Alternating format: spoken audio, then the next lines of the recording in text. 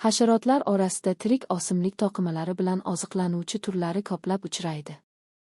Ulardan bir qancha turlari qulay sharoitda tez ko'payib, qishloq xo'jalik ekinlari va bog'larga katta ziyon yetkazadi. Hasharotlar o'simliklarning turli organlariga ziyon keltirishi mumkin. Ulardan bir xillari o'simliklarning organlarini kemirib yoki ularni teshib zarar keltirsa, boshqalari o'simlik to'qimalari ichiga kirib olib, har xil bo'rtmalar hosil qiladi.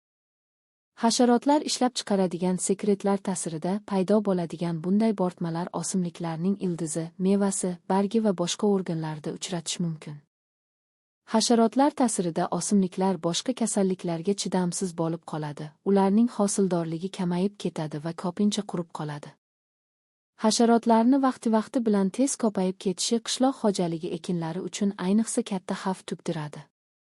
Chigirtkalar, o'simlik shirabitlari, qo'ngizlar, qandalalar, kapalaklar va boshqa hasharotlarning ba'zi turlari ayrim yillari juda tez ko'payib ketish xususiyatiga ega.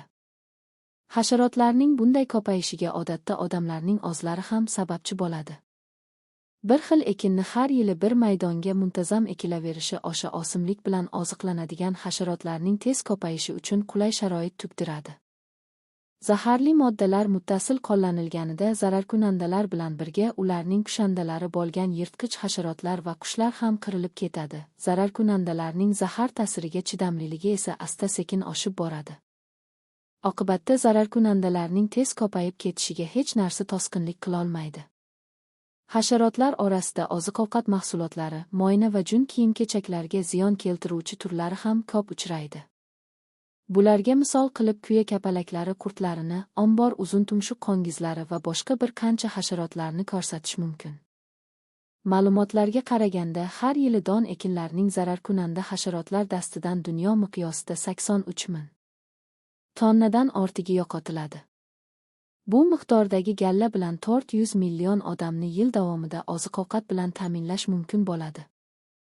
Jahon Sog'liqni saqlash tashkilotining keltirishicha, har yili yer yuzida 5-6 million aholi bezgak chivinlari yuqtirgan bezgak kasalligi tufayli olamdan o'tadi. Shulardan 1 milliondan ortig'i 4-5 yoshgacha bo'lgan bolalar hisoblanadi.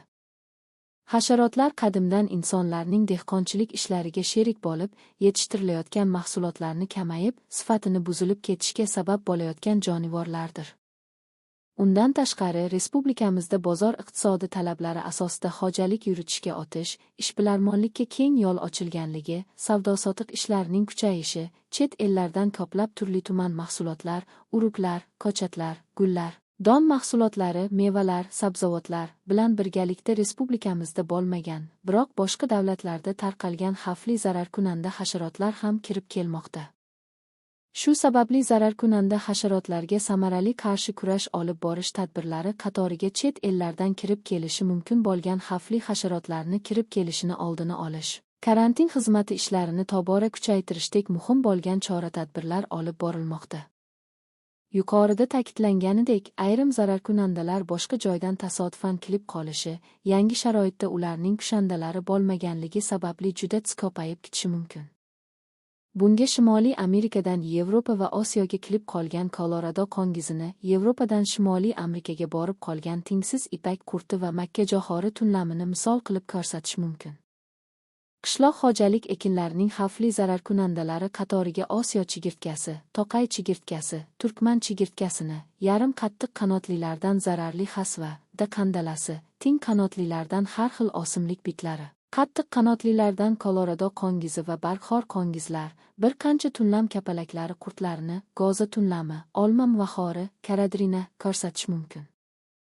Oziq-ovqat omborlarida saqlanadigan galla va un mahsulotlarida turli qo'ngizlar va tunlam kapalaklari qurtlari ko'payib zarar yetkazadi. Hasharotlar o'simlik qismlari, hayvonlarning to'qima suyuqligi va turli organik qoldiqlar bilan oziqlanadi. Oziqlanishiga qarab hasharotlar fitofaglar, yirtqichlar, parazitlar, mikrofaglar, saprofaglar va kaprofaglarga ajratiladi. Fitofaglar tirik o'simlik qismlari, yirtqich va parazitlar hayvon organizmlari, mikrofaglar hayvonlarning qoldiqlari, kaprofaglar go'ng, saprofaglar esa o'simlik qoldiqlari bilan oziqlanadi. Fitofaglarga juda ko'p hasharot turlari kiradi va ular barcha o'simlik qismlari bilan oziqlana oladi. Fitofaglar o'z navbatida kopxorlar, chiklangan xorlar va yakka turxorlarga bo'linadi. Kopxorlar turli oilalarga mansub o'simliklar bilan oziqlana oladi. Masalan, chigirtkalar, kamstok qurti, simqurtlar, karadirina kabilar kopxorlar jumlasiga kiradi. Chiklangan xorlar bir-biriga yaqin bo'lgan birinchi oilaga mansub o'simliklardagina oziqlanadi. Bularga qand lavlagi, filcha qongiz lichinkalarini misol tariqasida keltirish mumkin. Kopxorlar va chiklangan xorlar turli o'simliklar bilan oziqlansa ham bu omil ularning sirpushtligini ta'minlay olmaydi. Masalan, karam kapalagi qurtlari kopxor bo'lishiga qaramay, ulardan yetishgan kapalaklarning nasldorligi karam va lavlagi bilan oziqlangandagina normal kichadi.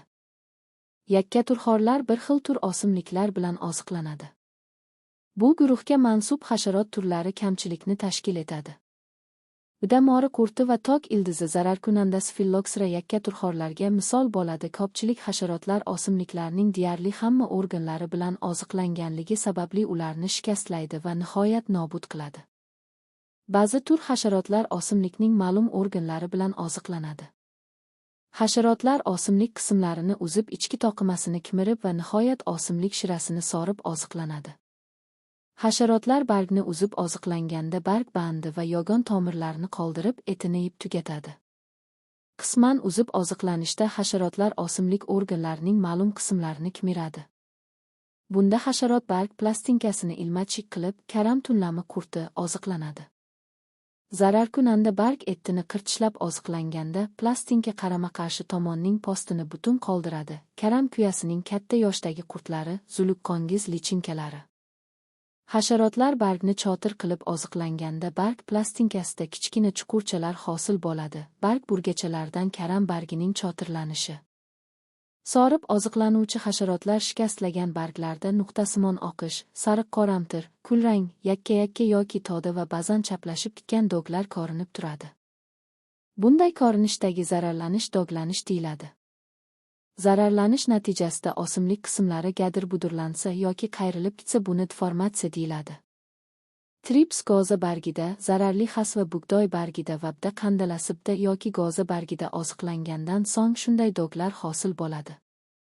Trips yoki o'simlik shira bitlari go'zada oziqlanishi natijasida deformatsiya hosil bo'lishi ham mumkin. Har ikkala turdagi zararlanish natijasida barglar yirtiladi, yosh novda yoki poyalar zararlanadi va bo'rtqilar paydo bo'ladi.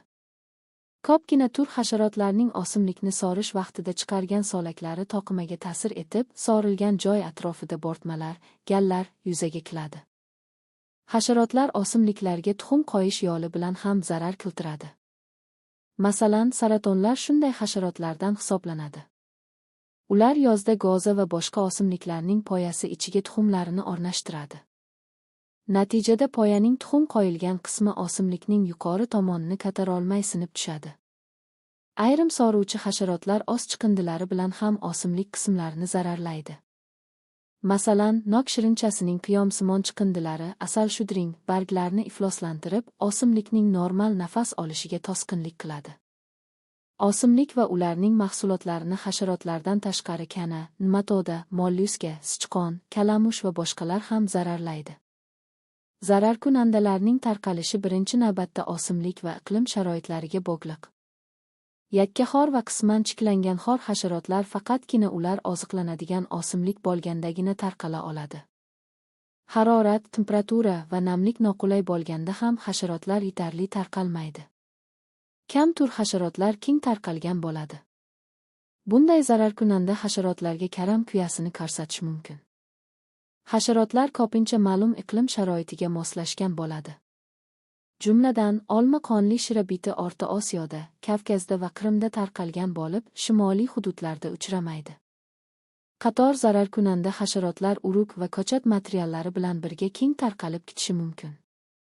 Masalan, 1860 yilda Yevropaga keltirilgan Phylloxera tarqalib ketdi. U 1880 yillarda Qrimda, Kavkaz ortida, Moldaviyada va Ukrainada topildi. Boz yerlarni o'zlashtirishda yovvoyi gallasimon o'simliklardan madaniy o'simliklarga galla qandalalari, hasva va poya burgalari, galla pashalari va boshqalar, yovvoyi butkullilardan madaniy turlariga burgachalar, karam oq kapalagi, karam kuyasi, karam pashshasi va boshqalar otgan. Yangi o'zlashtirilgan yerlardagi paxta maydonlarida ilgari shu yerlarda o'sayotgan botakoz, yantoq, karrak, jinjak va arpagon kabi o'simliklarda uchraydigan o'simlik shirabitlari, uzun burunlar, kapalak qurtlari va boshqalar go'za, bida va sabzavot ekinlarining muhim zararkunandalariga aylanib qolgan. Hasharotlar keltirgan zarar shikastlangan va shikastlanmagan maydonlar hosilini taqqoslab ko'rish bilan aniqlanadi va og'irlik ko'rsatkichlari yoki foiz hisobi bilan ifodalanadi. Zararli hasharotlar orali yangi yerlar o'zlashtirilishi hisobiga ham kengayib boradi. Yangi o'zlashtirilgan yerlarda poliz o'simlik shirabitlari g'ozada ko'plab kuzda, sentyabr-oktyabr urchiydi va sug'oriladigan eski hududlarga nisbatan kamroq bo'ladi. Qarshi chollarda katta g'oza shirabiti ko'p, ayniqsa, mavsumning ikkinchi yarmida paxta ochilishidan oldin ko'plab urchiydi. Bu yantoq ko'pligi bilan aloqador bo'lsa kerak. Qarshi chollarida ko'k qurt deyarli yil davomida va hamma yerda uchraydi hamda g'ozaning unib chiqayotgan maysalarini zararlaydi. Yuqoridagilardan ko'rinib turibdiki, ko'pchilik hasharot turlari qishloq xo'jaligi ekinlarining asosiy zararkunandalari hisoblanadi. Demak, zararkunanda hasharotlarga qarshi kurashish uchun ularning biologiyasini o'rganish muhim ahamiyatga egadir. Hasharotlar orasida burgalar, bitlar, ko'pchilik ikki qanotlilar, chivinlar, iskabtoparlar, pashshalar va ayrim qandalalar qon sorib odam va mahsuldor hayvonlarni bezovta qiladi. Hayvonlarning mahsuldorligini keskin kamayib ketishiga sabab bo'ladi. Bir qator qonsorar hasharotlar patogenlarni o'zlarida saqlab qolish bilan kifoyalanmasdan, balki ularning tarqatuvchi xo'jayini bo'lib ham xizmat qiladi. Hasharotlar ko'pincha hayvonlarning tirisida uchrab, dermatit kasalliklarini qo'zg'atadi. Bokalarning lichinkalari uy hayvonlarining terisi ostida, nafas olish yo'llari va oshqozonda parazitlik qiladi. Bokalar uy hayvonlari, qoramollar, qo'ylar, echkilar, otlarga katta ziyon yetkazadi. Tiri osti bokasi qoramollarda gipodermatoz kasalligini qo'zg'atadi. Tiri tuklariga o'rnashtirib qo'yilgan tuxumlardan chiqqan lichinkalar tirini tishib, teri osti bo'ylab harakatlanib parazitlik qiladi. Natijada mollar ozadi va suti kamayadi. Tiri osti bokasining lichinkasi odamlarda ham topilgan. Demak, bokalar odamlarning sirtuk tiri qismiga tuxum qo'yishi ham mumkin. Ot, hachir va eshaklarda gastrofilyoz kasalligi keng tarqalgan. Bu kasallikni oshqozon bokasi qo'zg'atadi. Ularning lichinkalari mazkur hayvonlarning ovqat hazm qilish traktida, ba'zan esa nafas olish yo'llarida rivojlanadi. Kasal hayvonlar ariqlaydi. Og'ir kasalga chalingan hayvonlar nobud bo'lishi mumkin. Boshliq bokalari ham muhim parazitlardan hisoblanadi. Ularning muhimrogi qo'y bokasi hisoblanadi. Lichinkalar qo'y burun boshligi ichida rivojlanadi. Ular gumbakka otish oldidan burun orqali tashqariga chiqadi. Qo'y bokasi qorako'lchilik va go'sht yetishtirishda katta zarar keltiradi. Parazit hasharotlar kasallik tarqatuvchilar sifatida ayniqsa katta ziyon yetkazadi. Ulardan bir guruhi chivinlar, moshkarlar, iskabtoparlar, qon soruvchi pashshalar, kasallik qo'zg'atuvchi mikroorganizmlarni ogiz organlari orqali yuqtirsa, boshqalari bitlar, burgalar, pashshalar, solak, axlat yoki boshqa iflosliklar orqali yuqtiradi. Bezgak chivinlari odamlarga bezgak parazitini qon so'rayotganida yuqtiradi. Toshmali terlama kasallik qo'zg'atuvchisi bitlarning axlati bilan odam terisiga tushib qoladi va keyin jarohatlangan teri orqali qonga o'tadi. Pashshalar bakteriyalar va gelmintlarning tuxumlarini oyoqlari, xartumi yoki ichagidan chiqadigan axlati orqali yuqtiradi. Sonalar ham jiddiy zararkunandalardan hisoblanadi. Ular qon so'rib oziqlanadi. Chaqqanida hayvonlarni juda tinchsizlantiradi. Ularning urg'ochi zotlari qon so'rib, erkak zotlari esa o'simlik gullarida oziqlanadi. Sonalar tirini kesib qon so'rish bilan birga o'z solagini chaqqan yeriga chiqaradi. Bu solak zaharlidir. Chaqqan joyda gurra paydo bo'ladi. Sona chaqqan hayvon buzoftalanadi, kuchdan qoladi, sigirlarning suti kamayadi, tuyalarni chaqqanda tripanosomoz kasalligini yuqtiradi. Wolfart pashshasining lichinkalari qo'y, echki, qoramol, cho'chqa, eshak, tuya, it, mushuk va uy parrandalari, ayniqsa o'rdaklar, shuning ba'zan odamda parazitlik qiladi. Wolfart pashshasi lichinkalari yaralarda yashaydi. Wolfart pashshasining tuxumlari oqsil moddasi bilan oziqlangandagina rivojlanadi, odatda u gullarda uchraydi. Pashsha lichinkalarini hayvonlarning yara joyiga, tuyoqlar oraligiga, uxlagan odamlarning ko'zi, burni va quloqlari ichiga qo'yadi. Lichinka qisqa muddatda 3-4 kun rivojlanadi. Kalta moylovli ikkiqanotlilar pashshalar bilan birga uzun moylovli ikkiqanotlilar chivinlar ham veterinariya va ayniqsa tibbiyotda katta ahamiyatga ega. Chivinlarning urg'ochi zotlari tuxum qo'yishdan ilgari issiq qonli hayvonlar qonini so'radi. Zahkashlar eng mayda 1-2 mm qonsorar hasharotlardan hisoblanadi. Ular sirnam, zax yerlarda va kolmak suvlarda yashaydi. Qonsorar chivinlar 3 guruhga: bizgak chivinlari, Anopheles avlodi, oddiy chivinlar, tulx avlodi va chaqar chivinlar, Aedes avlodiga bo'linadi. Bizgak chivinlari qon sorish vaqtida bizgak kasali sababchisi plazmodiylar, qon parazitlarini yuqtiradi. Bu mikroskopik parazitlar qizil qon tanachalarida yashab bizgak tutishiga sababchi bo'ladi. Iskabtoparlar O'rta Osiyoning deyarli barcha hududlarida keng tarqalgan. Papatachi bizgagi va lishmanyoz kasalliklari qo'zg'atuvchilari iskabtoparlar orqali yuqadi. It pashshalari ham hayvonlarda ko'plab uchraydi. Ular o'z xo'jayinlarining sirtub tiri qismida o'rnashib, tiri chiqindilari bilan oziqlanadi yoki qon so'radi. Ot, sigir, tuya va boshqa sut emizuvchilarning o'zlariga xos pashshalari bor. It pashshalar keltirgan zarar natijasida tiri yalliglanadi, tuklari to'kiladi, hayvon ozadi va nihoyat mahsuloti kamayadi. Parazitlardan yana biri bitlar hisoblanadi. Har bir tur hayvonda o'ziga xos tur bit tarqalgan. Ularning ba'zilari o'zining asosiy xo'jayinidan tashqari boshqa tur hayvonlarda ham uchrashi mumkin. Bitlar patogen mikroorganizmlarni yuqtiradi. Junxor hasharotlar ham xuddi bitlar qishloq xo'jaligiga zarar keltiradi. Bu qanotsiz junxorlar sut emizuvchilarning juni orasida rivojlanadi. Hayvonlar turiga qarab junxorlar turi ham farq qiladi. Bu zararkunandalar qo'y va echkilarga ko'proq zarar keltiradi. Bu parazitlar tirik kasali-tirhot iqtidosini qo'zg'atadi. Parxorlar qushlar paraziti hisoblanadi. Ular qanotsiz bo'lsa ham harakatlanadi. Kasallangan qushlar parazitlar ko'paygan sari buzoftalanadi, ariqlaydi, yaxshi ovqatlanmaydi, mahsuldorligi pasayadi va jo'jalari yaxshi o'smaydi. Burgalarning turlari ham ko'p. Ular sut emizuvchilar, qushlar va boshqa hayvonlarda parazitlik qiladi. Burgalar eng og'ir va xatarli kasalliklardan olat kasalligini yuqtiradi. Turar joylarda uchraydigan hasharotlardan yana biri suvaraklardir. Qora va malla suvaraklar uchraydi. Ular iflos yerlarda yashaganligi tufayli turli kasalliklar tarqatuvchi mikroorganizmlarni tarqatishi mumkin. Zararkunanda va parazit hasharotlarga qarshi kurash choralari.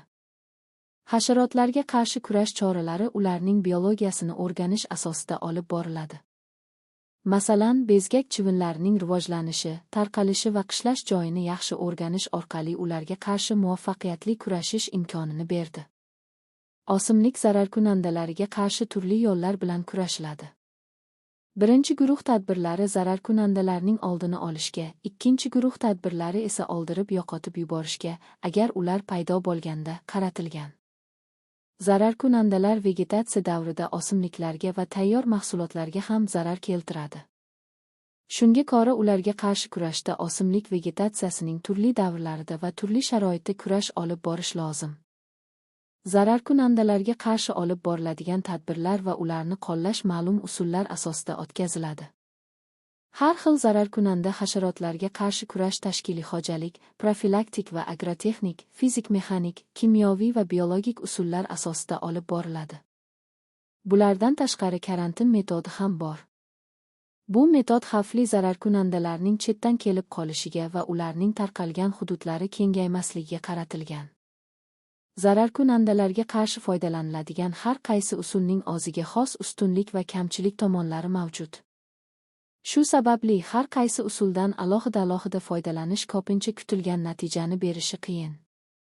Shuning uchun zararkunandalarga qarshi qo'llaniladigan usullarning kamchilik va yutuq tomonlarini hisobga olib, bir-biriga moslashtirilgan holda tizimli tadbirlar sistemasi joriy etilsa, kutilgan natijani beradi. 1. Tashkiliy xo'jalik tadbirlari. Xalq xo'jaligi ahamiyatiga ega bo'lgan ihota daraxtlar mintaqasi va tut daraxtlarining maxsus massivlarini barpo etish, qoriq va boz yerlarni ozlashtirish, zararkunandalarga bardoshli o'simlik navlarini ekish kabi tashkiliy xo'jalik tadbirlari zararkunanda hasharotlarning rivojlanishi va tarqalib ketishining oldini olishda katta ahamiyatga ega bo'ladi. Ekinzorlarni yiriklashtirish, ko'l va daryo hamda zovurlar atrofidagi hududlarning meliorativ holatini yaxshilash va ulardan to'g'ri foydalanish, ekin maydonlari atrofidagi katta va kichik yo'llarni tartibga solish, mol boqiladigan o'tloqlardan to'g'ri foydalanish va boshqalar ham yuqoridagi tadbirlardan hisoblanadi. Ihota daraxtlar barpo etilgan mintaqalarda hasharotlar uchun noqulay sharoit vujudga keladi va bu yerlarda hasharotxo'r qushlar ko'payadi. Tut daraxtlarining maxsus massivlarda bo'lishi o'rgimchak-kanalarning kamayishiga va unga qarshi kurash o'tkazishga yengillik tugdiradi. Qoriq va boz yerlar ozlashtirilganda u yerdagi zararkunandalar nobud bo'ladi. Yiriklashtirilgan ekin maydonlarida hasharotlarga qarshi o'tkaziluvchi choralarni mexanizatsiyalashtirishga imkoniyat tugiladi. Ko'l, kanal va zovurlar atrofidagi sernam, tepalik va tuproq, loyqa garamlarini yo'qotish zararli hasharotlarning boshlang'ich uyalari yo'qolishiga asos bo'ladi. 2.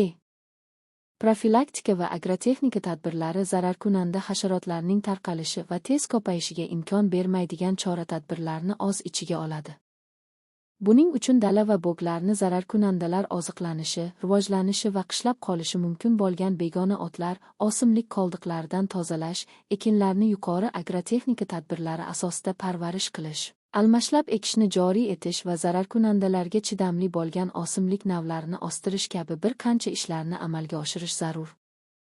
Odamlarda parazitlik qiladigan hasharotlarga qarshi kurashning esa muhim choralardan biri shaxsiy gigiyenaga amal qilish va uy-joylarni toza tutishdir. Har qaysi mintaqaning tuproq iqlim sharoitini hisobga olib ishlab chiqilgan hamma agrotexnik tadbirlarini o'z vaqtida va yuqori sifatli o'tkazish o'simliklarni himoya qilish choralari kompleks sistemasining asosidir. Agrotexnika choralarining ba'zilari hasharotlarning rivojlanishiga salbiy ta'sir ko'rsatadi va o'simliklarning chidamlilik xususiyatini oshiradi. Almashlab ekishda yer unumdorligi oshadi va tuproqda uchraydigan zararkunanda hasharotlar kamayadi. Ekin ekiladigan maydonlarga qanchalik yaxshi ishlov berilsa, o'simlik shunchalik yaxshi o'sadi va hasharotlar uchun noqulay sharoit paydo bo'ladi. Ekish muddatlari ham katta ahamiyatga ega. Ekish muddatini belgilashda shu hududda ushbu ekin uchun xavfli bo'lgan zararkunanda zarar keltirishi muddatlarini hisobga olish asosiy omillardan hisoblanadi. Masalan, muddatidan kechiktirilib ekilgan go'za ko'k qurti va o'simlik shirabitlardan ko'proq zararlanadi. Ko'sak qurti kapalagi uchish davrida gullagan makka johori bu zararkunandadan ko'proq zararlanadi. Ekiladigan o'simlik navlarini tanlashda va ayniqsa yangi navlar yaratishda ularni shu ekiladigan hududda qanday zararkunandalar uchrashini va ularning turli navlarga bo'lgan munosabatini hisobga olish foydalidir. Masalan, o'rgimchakkana ingichka tolali nav go'zaga kamroq tushadi. Bir qator zararkunandalar o'simlik uruklari orqali tarqaladi. Shuning uchun uruglik materiallarini tanlash va ularni tayyorlash usullari ham agrotexnik kurash choralari qatoriga kiradi. Beda urug'xori beda uruglarida qishlaydi. Urug yaxshi tozalanib ekilmasa, beda urug'xori keyingi yili keng tarqalib ketishi mumkin. Bundan tashqari, yaxshi tozalanmagan urug nihoyatda zararli bo'lgan zarpechak uruglarning ham tarqalib ketishiga sababchi bo'lishi mumkin. Saralangan urug ekilsa, u o'simlik zararkunandalariga chidamli bo'ladi va urug yaxshi unib chiqadi. O'rgimchakkana bilan kuchli zararlangan go'za chigiti ekilganda kechikib unadi va tekis maysa chiqarmaydi. Yerga turli xil o'git solish ham o'simliklarning turli zararkunandalariga bo'lgan chidamliligini oshiradi.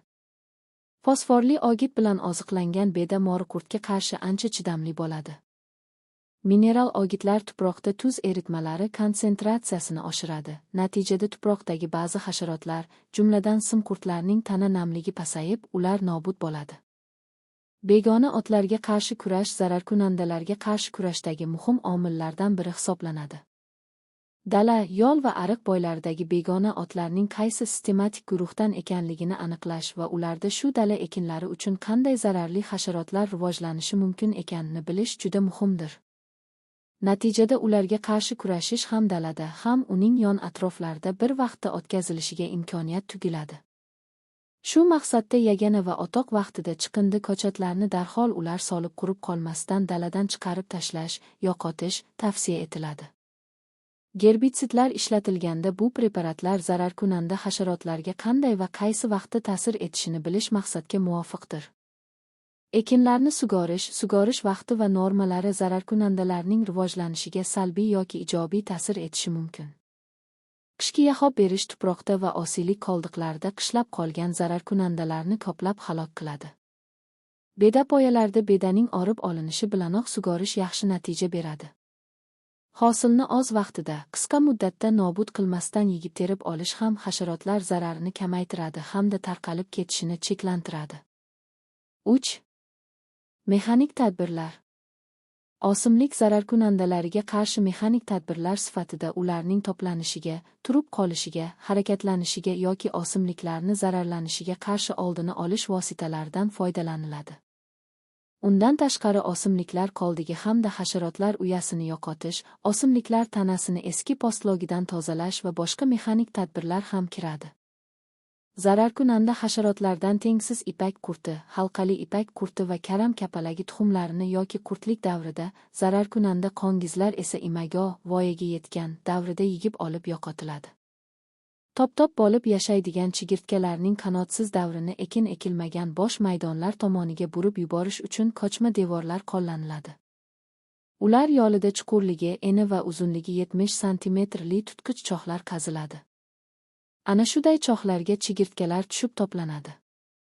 Chiqib ketmasligi uchun usti ko'mib tashlanadi yoki yoqib yuboriladi. Urug'larni ekishdan oldin yelpib yoki yuvib ekilsa, ulardagi zararkunandalar ancha kamayadi. Omborxonalarda saqlab qo'yilgan mahsulotlar quritilib, agdarilib va shamollatib zararkunandalardan tozalanadi. Kapalaklarni kechasi yorug'likka jalb qilib yo'qotiladi. Ko'chat, urug', meva va turli mahsulotlardagi hasharotlar xonalarda past yoki yuqori harorat yordamida o'ldiriladi. 4. Kimyoviy qarshi kurash usuli.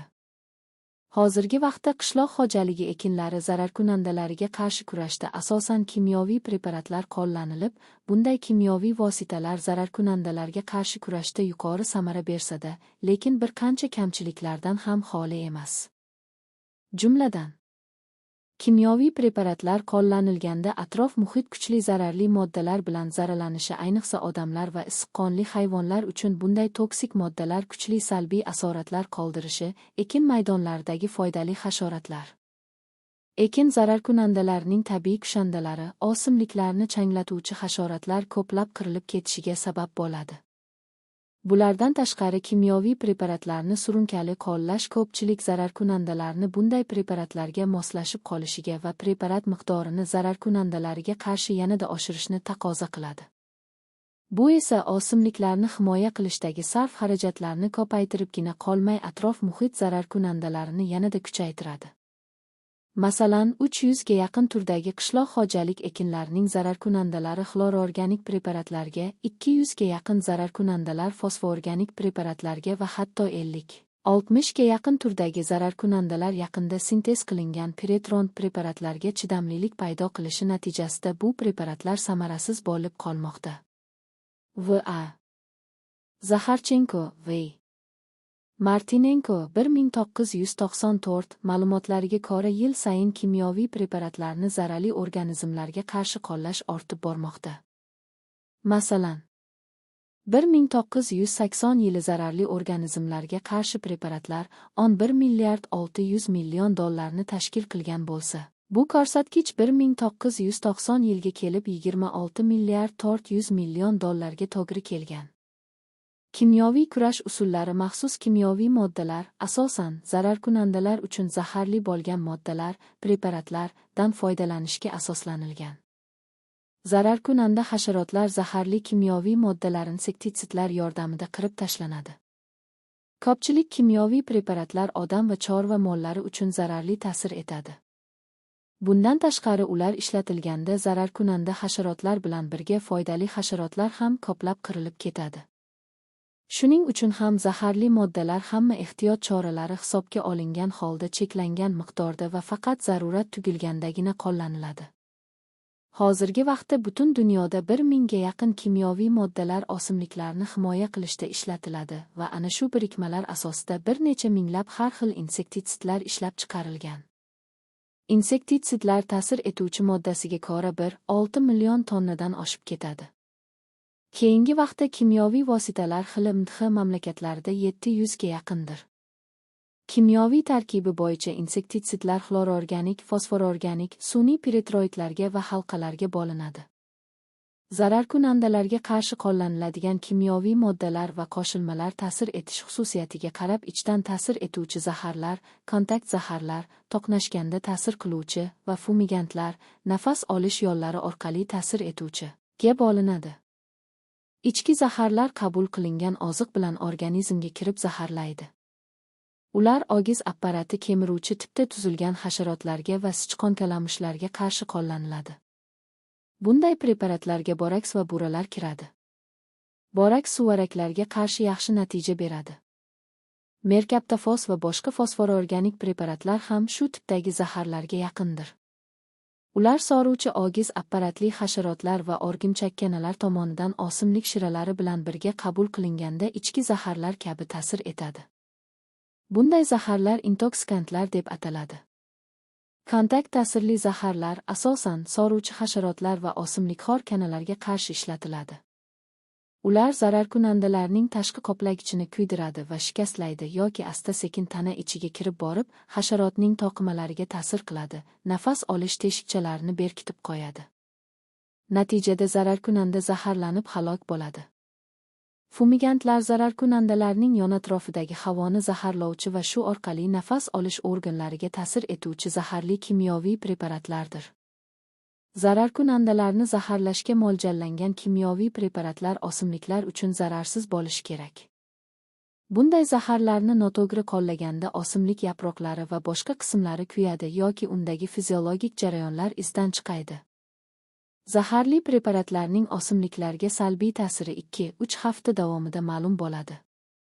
Zararkunandalarga qarshi qo'llanadigan preparatlarni o'simlik va ular mahsulotiga bardosh bera olmaydigan miqdorda qo'llanilishi, noto'g'ri tayyorlangan, zaharni sarflash normasiga e'tiborsizlik, konsentratsiyasini oshirib yuborish, kuydiradigan moddalarning yetarli emulgirlanmagani va hokazolar, zaharlarni ishlatish, zaharlarni qo'llashda mavsum yoki sutga vaqtini noto'g'ri aniqlash natijasida o'simliklar shikastlanadi. O'rta Osiyo sharoitida ko'pincha kunning issiq bo'lib turgan soatlarida zaharli suyuq qo'shilmalarni ishlatish to'g'ri kelmaydi. Sernamlik va ortiqcha issiqlik turli kimyoviy birikmalarning erishi osonlashadigan holatiga o'tishini tezlashtiradi va o'simlikning kuyishiga sabab bo'ladi. Zaharli preparatlar ko'pincha ularning ta'sirini yaxshilaydigan ko'makchi moddalar bilan birga ishlatiladi. Ko'makchi moddalar quyidagi guruhlarga: o'simlikning kuyib qolishining oldini oluvchi, o'simlik va zararkunandalarni qo'llovchi, emulsiya tomchilari qo'shilishib ketmasligini va suspenziyalar loyqasi cho'kmasligini ta'minlovchi emulgatorlar, moysimon suyuqlik va stabilizatorlarga bo'linadi. Kimyoviy preparatlarni zararkunandalarga qarshi ishlatishda changlash, purkash, fumigatsiya, aerozol, aldog'ich yem qo'llash, intoksikatsiya usullaridan foydalaniladi. Changlashda purkashga nisbatan ko'proq yerga ishlov beriladi, preparatlar ham boshqa usullarga ko'ra ko'proq sarflanadi. Changlashni shamol tezligi sekundiga 3 metr bo'lganda o'tkazish tavsiya etiladi. Preparatlarni erta tongda, ya'ni o'simliklardan namlik ko'tarilmasdan oldin purkash yaxshi natija beradi. Purkashda qo'shilmalar, emulsiyalar va suspenziyalar sarflanadi. Qo'shilmalar kimyoviy va fizikaviy xususiyati bir xil bo'lgan suyuqlik hisoblanadi. Ular erituvchi va eruvchi moddalardan teng taqsimlangan iborat.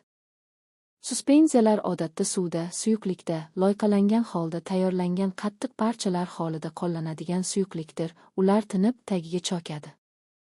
Purkashda zahar preparatlar changlashdagiga nisbatan kamroq sarf bo'ladi, lekin suyuqlik ko'p ishlatiladi va sarflanadi.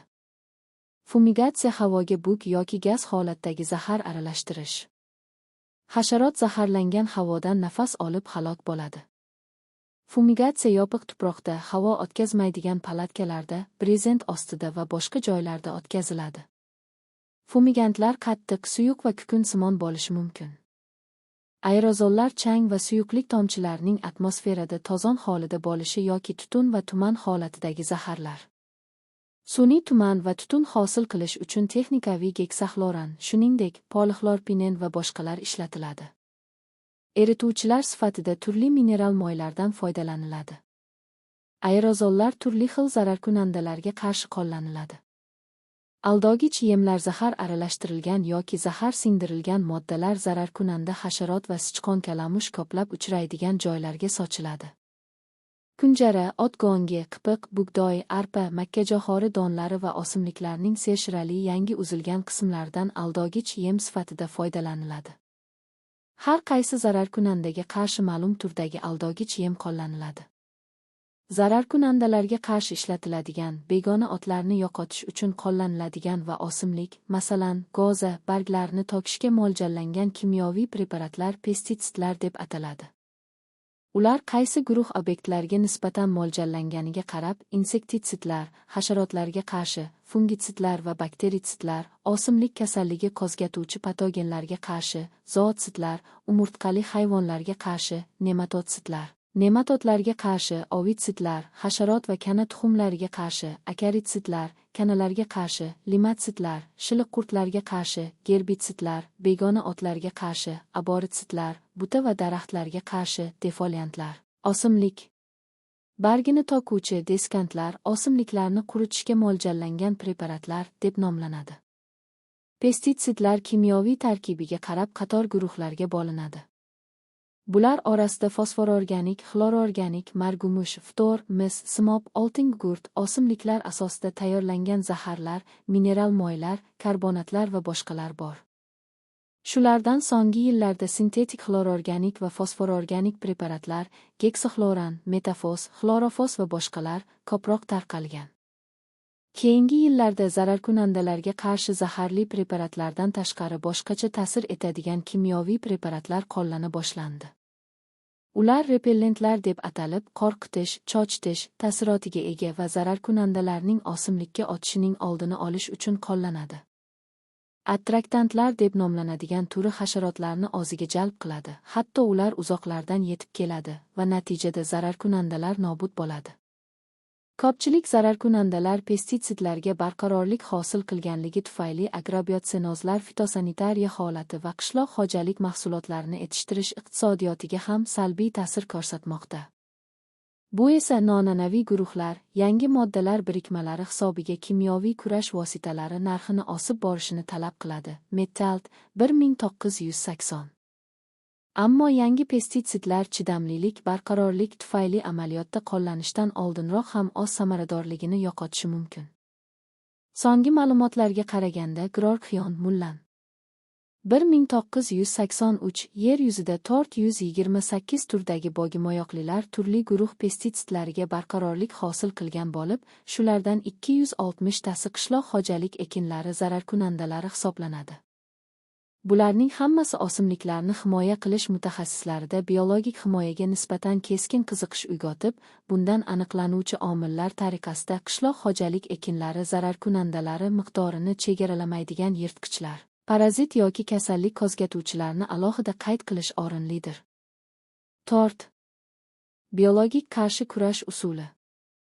O'simlik zararkunandalariga qarshi kurashda biologik usulni qo'llash deganda qishloq xo'jaligi ekinlari zararkunanda hasharotlari bilan ularning parazitlari va yirtqichlari, shuningdek bakterial, zamburug'li, virusli va aralash kasalliklarni qo'zg'atuvchilari o'rtasidagi tabiiy antagonistik qarama-qarshilikdan maqsadga muvofiq foydalanishni tushunish lozim. Zararkunanda hasharotlarga qarshi kurashning biologik usulini qo'llashning bir qancha afzalliklari bor. Bunda birinchidan atrof muhit ifloslanmaydi, foydali hasharotlar kimyoviy preparatlardan qirilib ketmaydi, hamda xo'jaliklarga iqtisodiy jihatdan arzon tushadi. Zararli hasharotlarning tabiiy dushmanlaridan foydalanish uzoq tarixga ega. Birinchi marta o'simliklarni zararkunanda hasharotlardan biologik usulda himoya qilish to'g'risidagi ma'lumot eramizning 900 1200 yillarida paydo bo'lgan qadimgi Arabistonda bog'bonlar palma daraxti zararkunandalariga qarshi kurashda yirtqich chumolilardan foydalanishgan. Shuningdek, qadimgi Xitoyda sitrus o'simliklari zararkunandalariga qarshi kurashda yirtqich chumolilarni qo'llash bo'yicha ham tajribalar o'tkazilgan. 1762 yili Mavriki oroli qirg'oqlarida qizil chigirtkalarga qarshi kurashish uchun Hindistondan maynalar olib kelib tarqatilgan. Bir qator mamlakatlarda zararkunanda hasharotlar ko'payib ketgan dalalarga yirtqich qongizlari muntazam ravishda tarqatilgan. 1840 yil birinchi marta Boisjero ismli olim Fransiyada terak va tol daraxtlari zararkunandalardan toq ipak qurtini yo'qotishda badbo'y suluv qongizlardan foydalangan. 1844 yil Italiyada Antonio Villa zararkunanda hasharotlarga qarshi biologik kurash usulini qo'llagan holda ko'plab tajribalar o'tkazib, Italiya bog'lariga yirtqich qongizlarni ko'paytirib tarqatish to'g'risida tavsiyalar bergan. Hasharotlar ichida parazit turlari ham uchrashligini birinchi marta 1602 yili Aldrovanda aniqladi. U sholg'om kapalagi qurti ichidan Aphanteles glomeratus turiga mansub parazit yaydoqchining lichinkalarini teshib tashqariga chiqishini kuzatadi. Lekin bu hodisani 1700 yil Villisnieri ilmiy tomondan tushuntirib berdi. 1800 yili Charles Darwinning otasi Erasm Darwinning yozishicha karam kapalagini qurtiga kichkina ixnemonid yaydoqchisi o'z tuxumini qo'yib, ularni cheklab turmaganda karam kapalagi haddan tashqari ko'payib ketib, hosildorlikka katta zarar yetkazgan bo'lar edi. Shunga o'xshash ma'lumotlar Yevropa va AQShda olimlar tomonidan tez-tez chop etib turildi. Nemis tabiatshunos olimi V. Koller ham entomofaglarni zararkunanda hasharotlar miqdorini cheklashga oid ma'lumotlarni yozib qoldirgan. Uning fermerlar, o'rmon xodimlari, bog'bonlarga zararkunanda hasharotlarga qarshi biologik kurash usullari va ular to'g'risidagi maslahatlari 1837 yili Avstraliyada chop etilgan. 1837-1852 yillarda Rotsebur Germaniyada o'rmon zararkunandalari va ularning parazitlari to'g'risida bir qator ilmiy ishlarni chop ettirdi. Uning ilmiy ishlarining natijalari AQShda amaliyotda qo'llanilgan. Bu davrda AQShda entomofaglarning introduksiyasi bo'yicha bir qancha qiziqarli ishlar paydo bo'ldi. Rossiyada zararkunanda hasharotlarga qarshi kurash usuli to'g'risidagi ilmiy ishni birinchi marta mashhur rus olimi I.I. Mechnikov chop ettirgan. Biologik metod sohasida tadqiqotlar o'tkazish ulug' rus olimi I.I. Mechnikov tomonidan 1879 yilda galla qongizlari va lavlagi filchasiga qarshi ularning yashil muskardina kasalliklari sababchisi zamburugdan foydalanishdan boshlangan. Natijada bu zararkunandani kasallikka duchor qilib, ularni 70% gacha kamaytirish mumkin ekanligi aniqlangan. I.I. Mechnikovning tadqiqot ishlarini I.M. Krasilshik davom ettirib, dunyoda birinchi marta zamburuglarni ko'p miqdorda ishlab chiqishni tavsiya qiladi. O'tgan asrning oxirgi yillarida zararkunanda hasharotlarga biologik qarshi kurash usulini chuqurroq o'rganish va undan qishloq va o'rmon xo'jaliklarida kengroq foydalanish sohasida rus tadqiqotchilari I.V. Vasilyev N.V. Kurdyumov I.Y. Shevirov V.P. Pospelov I.M. Krasilshik N. Holodkovskiy va boshqalar samarali ish olib bordilar.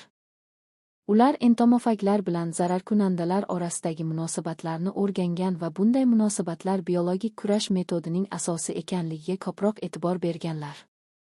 Ularning ilmiy tadqiqot ishlari asosan zararkunanda hasharotlarni cheklab turishda entomofaglar va mikroorganizmlarning ahamiyatini o'rganish, hasharotlar orasida uchraydigan parazitlar va yirtqichlar hamda o'simliklarni zararkunanda hasharotlardan himoya qilishda entomofaglardan biologik qarshi kurash usuli sifatida foydalanish yo'llarini ishlab chiqishga bagishlangan. Birinchi marta I.V. Vasilyev 1910 va F. Radetskiy 1911 O'rta Osiyoda mevali daraxtlarni kuchli zararlaydigan olma qurtiga qarshi Astraxandan tuxumxo'r trixogramma yaydoqchisini olib kelib Toshkent va Samarqand bog'lariga tarqatganlar. Undan oldinroq esa yana 1903 yilda I.V. Vasilyev O'rta Osiyodan zararli xas va paraziti tuxumxo'r telenomus yaydoqchisini Xarkov guberniyasiga olib borib tarqatgan va uning natijasi ijobiy bo'lgan. Taxminan shu davrda V.P. Pospelov trixogrammalarni sun'iy usulda ko'paytirish va ulardan foydalanish bo'yicha keng qamrovli tajribalar olib borgan. Sobiq ittifoqda o'simlik zararkunandalariga qarshi biologik kurash usulini rejali va aniq maqsadlar qo'yilgan holda olib borish Butunittifoq o'simliklarni himoya qilish institutida biometod va mikrobiometod laboratoriyasining ochilishi bilan boshlangan. Bu laboratoriya tomonidan sobiq ittifoqda o'simlik bitlari va qalqondorlarga qarshi kurashda bir qancha foydali entomofaglar, ya'ni Aphelinus, Rhodomet, Pseudophilus, Cryptolemusni hamda kuzgi tunlam, goza tunlami va boshqa zararli tanga chaqanotlilarga qarshi trixogrammalarni introduksiya va iqlimlashtirish borasida bir qator qiziqarli va foydali ilmiy tadqiqot ishlari olib borilgan. Sobiq ittifoqda zararkunanda hasharotlarga qarshi biologik kurash usulini rivojlantirishda N.F. Mayer, N. Talenga, F. Alekseyev va Shepetelnikova, V.P. Pospelov, O.I. Shvetseva, A. Yevlaxova, N.F. Fedorinchik, N.V. Kandibin va boshqa olimlarning xizmati kattadir. O'zbekistonda esa zararkunanda hasharotlarga biologik qarshi kurash choralari to'g'risida tadqiqot ishlarini olib borgan va ishlab chiqarishda foydalanish uchun bir qator ishlanmalarni tavsiya qilgan yirik olimlar qatoriga V.V. Yaxontov, An. Lujetsky, P. Bogut, V.P. Nevskiy, M. Narziqulov, Sin. Alimuhammedov, Yub. Adashkevich, Zik. Odilov, Sh. Hodjayev, Z. Saidova, Aysh. Hamrayev, Ts. Yeremenko, K. Pavlova, T. Umarova, Ak. Mansurov, F.M. Uspensky, Om. Yuzboshyan, Ls. Ulyanova va boshqalarni aytish mumkin. Hasharotlar katta sinfiga kiruvchi 34 ta turkumdan 16 ta turkum vakillari orasida zararkunandalarda yirtqichlik va parazitlik qilib yashovchi foydali hasharotlar mavjud. Ayniqsa qandalalar, tripslar, vizildoq qongizlar, stafilinitlar, xonqizi qongizlari, malhamchi qongizlar, oltinkozlar, ixneomonitlar, brakonitlar, afiditlar, afilinitlar, trixogrammatitlar, chumolilar, sirfit va gallitsa pashshalari o'simlik zararkunandalarini keskin kamaytirishda muhim ahamiyat kasb etadilar. Qandalalar turkumining 40 mingdan ortiq turi bor. Ularning ko'pchiligi zararkunandalar bo'lishi bilan bir qatorda nabit, antokorit, reduit va boshqa oilalari ichida foydali yirtqich vakillari ham bo'lib, ular zararkunanda hasharotlarni va kanalarni qirib, qishloq xo'jalik o'simliklarining hosildorligini oshishiga katta yordam beradi. Bunday yirtqich qandalalar olma mevahori, kuyalar, koksitlar, o'simlik bitlari, saratonlar va boshqa zararkunandalarning lichinkalari hamda har xil mayda hasharotlar bilan oziqlanib, qishloq xo'jaligi o'simliklari zararkunandalarni yo'qotishda katta ahamiyatga ega. Bu qandalalar 70% gacha goza tunlami tuxumlarini yo'qotadi. Markaziy Osiyoda, shu jumladan O'zbekistonda Orus, Niger, O. Minutus turlari uchraydi, lekin ularning biologiyasi hozirgacha yaxshi o'rganilmagan. Kolorado qongizi Amerika oq kapalagi qurtining kushandasi sifatida Podizus hamda Perillus qandalalarning ahamiyati katta. O'zining rivojlanish davrida Perillusning bitta lichinkasi Kolorado qongizining 240-250 ta tuxumini quritadi. Beshik tervatarlar turkumi vakillari o'simlik bitlari, to'g'ri qanotlilar, pashshalar, kapalaklar qurtlarni qirib foyda keltiradi. Quloqkovlagichlar turkumi vakillaridan oddiy quloqqazgich, forfichula avrichulari va qirgoq, sohil bo'yi, quloqqazgichi, Labidura riparia, bog va goza zararkunandalarning faol yirtqichlari hisoblanib foyda keltiradi. Qongizlar turkumiga kiruvchi hasharotlar orasida ko'pchilik turlari mevali daraxtlarga, galla, poliz va sabzavot ekinlariga zarar keltirishi bilan bir qatorda foydali turlari ham ma'lum. Ko'pchilik yirtqich qongizlar zararkunanda hasharotlar va ularning lichinkalari bilan oziqlanadi. Bular qatoriga vizildoqlar, Tarabidae oilasiga mansub bo'lgan qongizlar va ularning lichinkalari, ayrim turbatbo'y suluv qongizlar, cholosoma, malhamchi qongizlar, Meloidae lichinkalari va boshqa turlari kiradi. Bu qongizlar zararkunanda hasharotlarni va ularning lichinkalarini qirib insonga katta foyda keltiradi.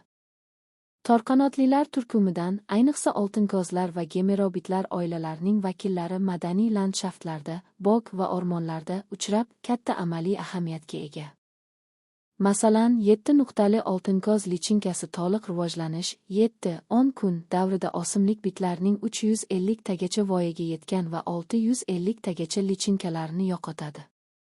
Oltinkoz lichinkasi himjud ya'ni 150-60 ta nirtiq o'simlik bitlarini, 200 tich o'rgimchkin lichinkalari va viyak yetkinlarini hamda 800 tich tumlarini yeb quritdi.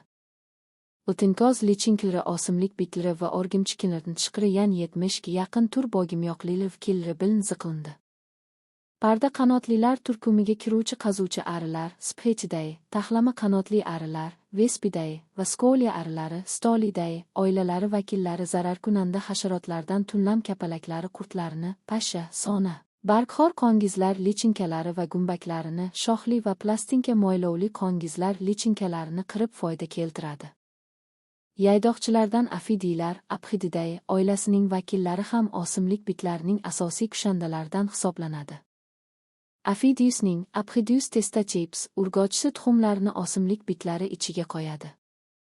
O'simlik bitlari ichida yaydoqchi tuxumlari ichidan lichinkalar chiqib, zararkunandani ichki organlarini yeb, shira bitlarining qobiga ichida gumbakka aylanadi. Ikki qanotlilar turkumi ichida ham zararli turlari bilan bir qatorda zararkunanda hasharotlarga qarshi kurashda foydali vakillari ham uchraydi. Bunday foydali ikki qanotlilarga qitir pashshalari, taxin pashshalari, vizildoq pashshalar va sipfid pashshalar oilalari kiradi. Ular zararli pashshalar, qandalalar, qongizlar, chigirtkalar, chirildoqlar, kapalaklar qurtlari, o'simlik bitlari va boshqa zararkunandalarni qirib foyda keltiradi. Entomofaglardan zararli hasharotlarga qarshi kurashish uchun qator usullardan foydalaniladi. Masalan, introduksiya va akklimatizatsiya, areal ichra tarqatish, ilgaridan ko'paytirib tabiiy sharoitga qo'yib yuborish, faslga moslashtirib kolonizatsiya barpo etish. Entomofaglarning tabiiy sharoitda ko'proq bo'lishi uchun qulaylik tugdirish va hokazolar shular jumlasidandir. Introduksiya va akklimatizatsiyalashda zararkunandalarning ko'payib ketishi oldini oluvchi tabiiy dushmanlar chetdan keltirilib yangi muhitga moslashtiriladi. Zararkunandalar yangi hududlarda kushandalari bo'lmagandagina ko'payib ketadi. Shu sababli zararkunandaning vatanidagi effektiv entomofagini uning yangi tarqalgan arealiga keltirib foydalanish maqsadga muvofiqdir. Introduksiya va akklimatizatsiyalashda aniq bir tur zararkunandaga yaqindan moslashgan entomofaglardan foydalanish ko'zda tutilgan taqdirdagina yaxshi natija beradi. Introduksiya va akklimatizatsiyalash mudhida katta o'rinda turadi, chunki chetdan tarqalgan o'simlik zararkunandalari anchagina bor. Biologik kurash metodining bu yo'nalishi ayniqsa karantin ahamiyatiga ega bo'lgan zararkunandalarga qarshi qo'llaniladi. Masalan, qonli o'simlik shira bitiga qarshi parazit Aphelinus, Comstock qurtiga qarshi parazit Pseudophilus, Avstraliya tarnovchasimon qurtiga qarshi yirtqich Rhodolia xonqizi qongizdan foydalaniladi. Bular zararkunandalar tarqalgan arealda yaxshi natija bermoqda. Introduksiyalangan entomofaglar mahalliy zararkunandalarga qarshi muvaffaqiyatli qo'llanilmoqda. Bizda introduksiyalangan, lekin akklimatizatsiya etilmagan entomofaglar uchraydi. Ulardan mavsum bo'yicha koloniyalash yo'li orqali foydalaniladi. Guborli chervitsga qarshi Cryptolemus, o'rgimchakkanalarga qarshi Phytoselyusni qo'llash shular jumlasidandir. Areal ichra tarqatish usuli moslashgan parazit va yirtqich kushandalarning, oligofaglarning oljasini, zararkunandani yangitdan ko'paygan hududlariga keltirib, yangi hudud bo'yicha ular to'plamini, zichligini barpo qilishdan iboratdir. Olma daraxti kuyasi paraziti Agneaspis Qozog'istonning tog'lik mintaqalaridan O'zbekistonning Togoldi mintaqalariga keltirilib foydalanilayotgani yoki ning Yevropa qismi, Belorussiya, Ukraina o'rmonlari parazit tuxumxo'rlarni zararli kapalak qurtlariga qo'llanilayotganligi buning yaqqol isboti bo'la oladi. Mavsum kolonizatsiya entomofaglarni ilgaridan ko'paytirish, so'ngra ular hisobiga tabiiy sharoitni boyitish usuli o'simliklardagi entomofaglarning ko'proq bo'lishiga qaratilgan. Agrobiotsenozlarda qo'shimcha xo'jayinlarning yetarli bo'lishi o'z navbatida yana boshqa ko'pgina shart-sharoitlarga bog'liqdir. Shuning uchun ilgaridan tayyorlab qo'yilgan entomofaglardan zararkunandalarning ular uchun olja bo'ladigan davri paydo bo'lishini hisobga olib turib foydalanish lozim bo'ladi. Bunda entomofag chiqarilib yuborilgandan keyin ular tabiatda mustaqil hayot kechirishlari ham ko'zda tutiladi. Ko'pgina zararkunanda tangacha qanotlilar qurtlariga qarshi parda qanotlilardan parazit tuxumxo'r trixogramma, yirtqichlardan yuqorida eslatilgan kriptolemus va kana fitoseliusi. Qora dengiz subtropik hududlarida qalqondorlarga qarshi landorus qongizi ko'paytirilib tarqatib turiladi. Kolonizatsiya usuli zararli hasvaga qarshi kurashda qo'llanib ko'rilgan. Telenomuslarni ko'paytirish va qo'llash qanoatlanarli natija bersa ham foydalanish metodikasi anchagina murakkab va qiyindir. Keyingi yillarda zararkunanda hasharotlarning erkagini urg'ochisining jinsiy gormonlari feromonlari yordamida jalb qilish yo'li bilan yo'qotish ishlari ayniqsa keng ko'lamda olib borilmoqda. Feromonlar tunlam kapalaklari, masalan, go'za, olma tunlamlariga qarshi kurashda ayniqsa samaralidir. Qishloq xo'jaligi zararkunandalariga qarshi kurashning mikrobiologik va genetik usullari ham qo'llaniladi. Zararkunanda tunlamlarga qarshi kurashda sun'iy sintez qilingan hidli moddalar feromonlar ayniqsa yaxshi samara bermoqda. Feromon urg'ochi hasharot hid bizi moddasi bo'lib, erkak hasharotni uzoqdan jalb qilish xususiyatiga ega, yunoncha froh uzoqdan, mons jalb qilish. Bu usul erkak hasharotni qirib tashlab, urg'ochi hasharotlarni pushtsiz qoldirishdan iborat. Hozir feromonli tuzoqlar go'za tunlami, karadrina, olma qurti, tengsiz ipak qurtiga qarshi foydalanilmoqda. Har qaysi feromonlar faqat bir tur hasharotni jalb qiladi, boshqasi uchun zararsiz hisoblanadi. Patogen mikroorganizmlardan zamburg va virusli kasallik qo'zg'atuvchilari ham zararkunanda hasharotlarga qarshi kurashda samarali qo'llanilmoqda. Hasharotlarning tabiiy kushandalari va kasalliklariga patogen mikroorganizmlar va parazit chuvalchanglar ham kiradi. Bular zararkunanda hasharotlarning ko'payishi va tarqalishini chegaralashda muhim rol o'ynaydi. Shuning uchun insonga katta foyda keltiradi va ularning ba'zilari zararkunanda hasharotlarga qarshi biologik kurash choralarida qo'llaniladi. Lekin bu organizmlar foydali hasharotlarni, asalarilar, tut ipak qurtlarini yeb yoki kasallantirib, insonga sezilarli darajada zarar ham yetkazadi. Patogen mikroorganizmlarga zamburuglarning 530 turi, bakteriyalarning 100 dan ortiq turi, viruslarning 400 dan ortiq turi va bir hujayrali hayvonlarning 1200 turi kirib, hasharotlarda turli kasalliklarni tug'diradi. Zamburug kasalliklari yoki mikozalarni fikomitsetlar va takomillashmagan zamburuglar qo'zg'atadi. Uy pashshalari, chigirtkalar va boshqa to'g'ri qanotlilarda zamburug sporalari terisi orqali kirib, tezda ko'payib, hasharotlarni oldiradi. Ayniqsa muskardina zamburugi, oq muskardina, tut ipak qurtlarda uchrab ipakchilikka katta zarar yetkazadi. Belgilari unsimon mog'or hosil qiladi. Bakterial kasalliklar yoki bakteriozlar hasharotlar o'rtasida keng tarqalgan kasalliklardandir. Bu kasalliklarni turli xil bakteriyalar, ko'klar va boshqalar tug'diradi. Bular oziq bilan birga ichakka kirib, hasharotlarni kasallantiradi. Belgilari: kasallangan hasharotlar kam harakat, ishtahasiz bo'lib, ogiz va orqa chiqarish teshigidan ichak suyuqligini ajratadi. Olgandan keyin tanasi qorayib chiriydi. Bularni bir necha xili bo'ladi.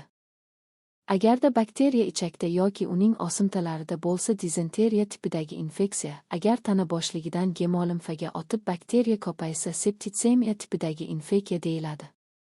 Ipak qurtlarida, chigirtkasimonlarda dizenteriya tipidagi, Kolorado qongizining lichinkalarida, asalarilarda septitsemiya tipidagi infeksiya keng tarqalgan.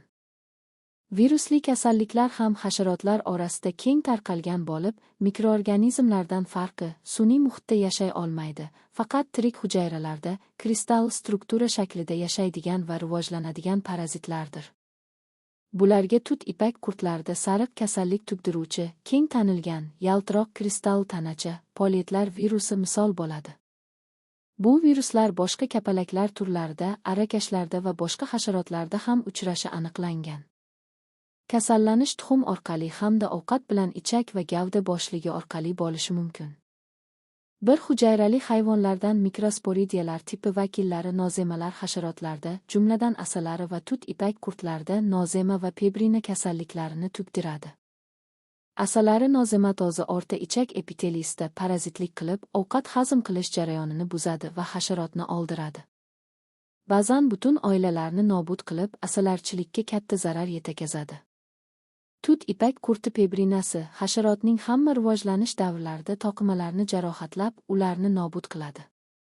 Parazit oziq bilan birgalikda va uxumi orqali yuqishi mumkin.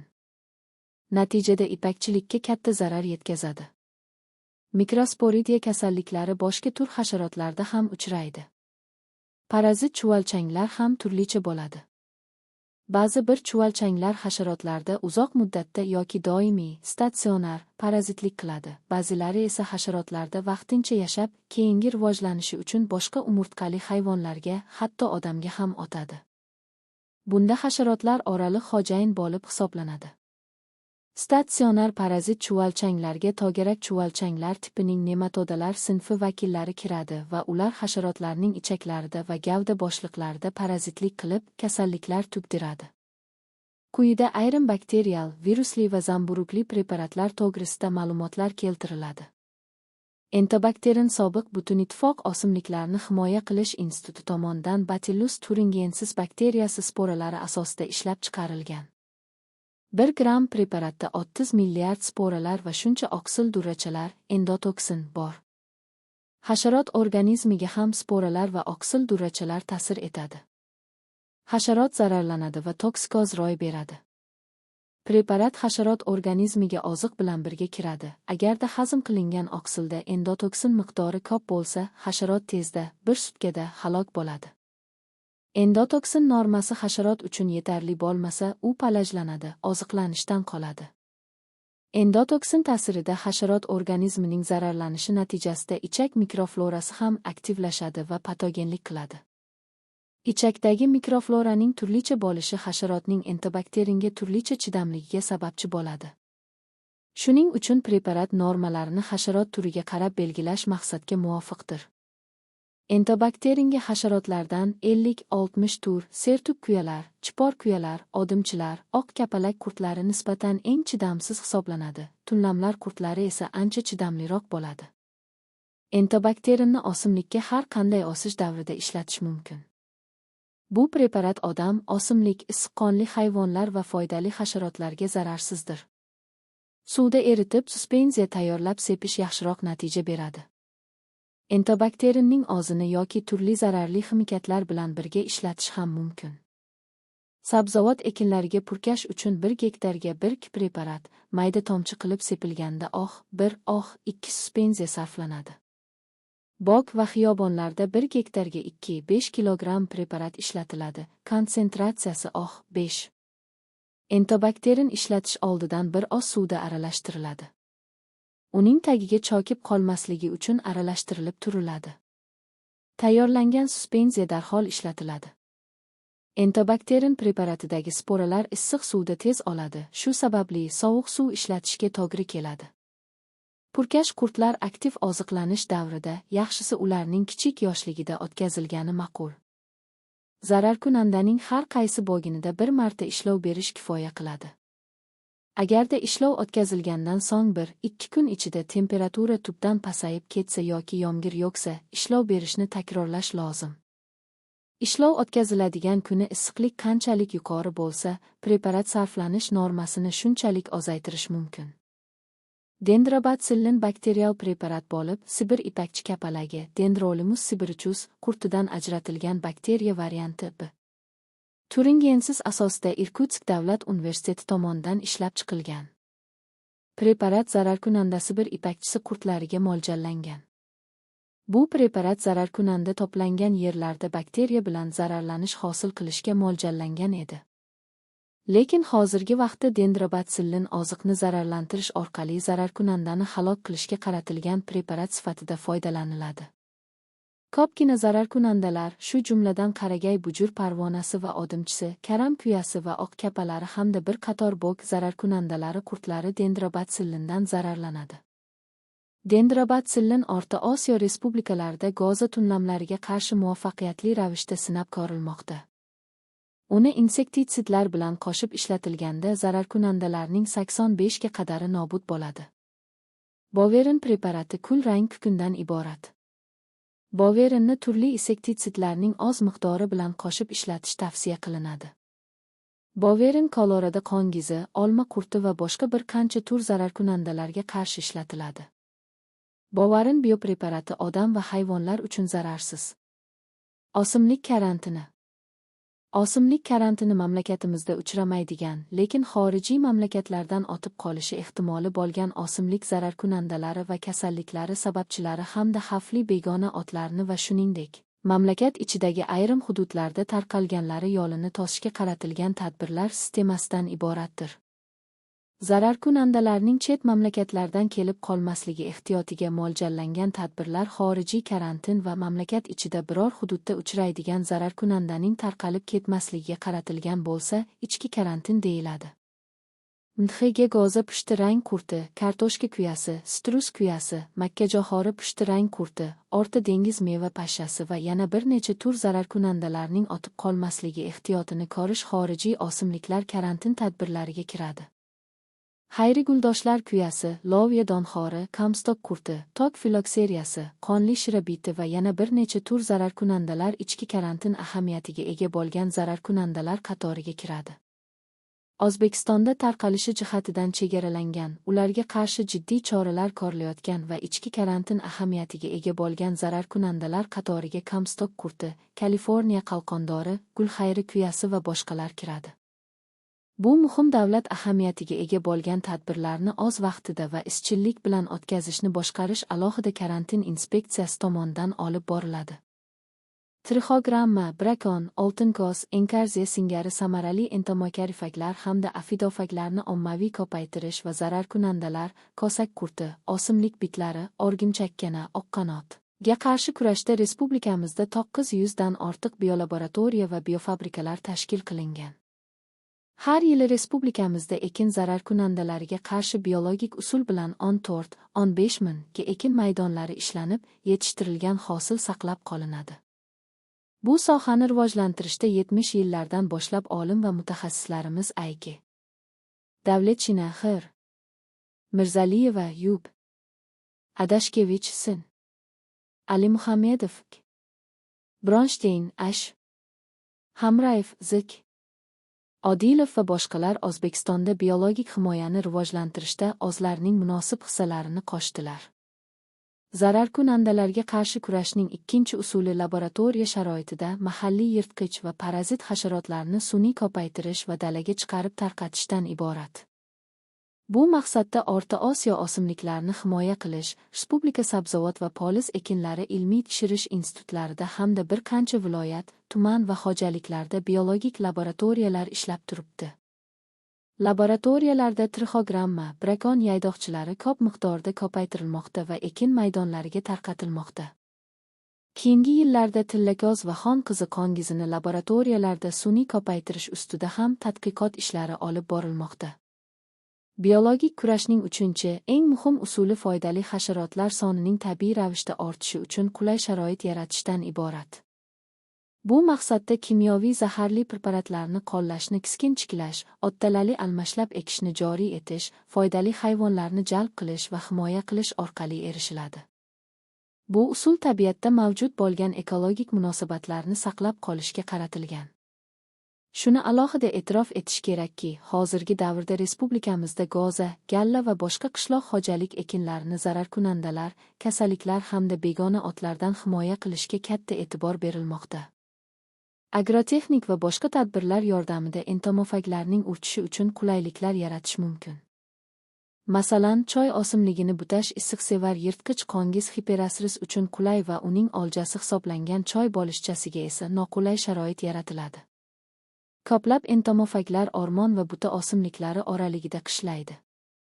Shu sababli o'simliklar tanlash, ekin ekiladigan maydonlar bilan daraxtlar bor yerlarning nisbatini aniqlash va ularning o'zaro aloqalarini hisobga olish amaliy ahamiyatga ega. Entomofaglar faoliyatini oshirish yetuk hasharotlarning qo'shimcha oziqlanishi uchun qulay shart-sharoitlar barpo etish lozim. Boglarda nektar beruvchi o'simliklarni o'stirish Kaliforniya qalqondori va olma kuyasi parazitlarining ko'payishiga yaxshi zamin bo'ladi.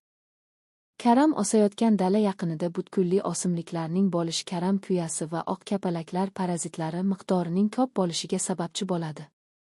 Ba'zi parazitlarning nektar bilan oziqlanishi tuxumlarning shakllanishi uchun muhimdir. Bunday turlarga karam tunlami paraziti Taxina nestia va tengsiz ipakchi paraziti shturmiya kiradi.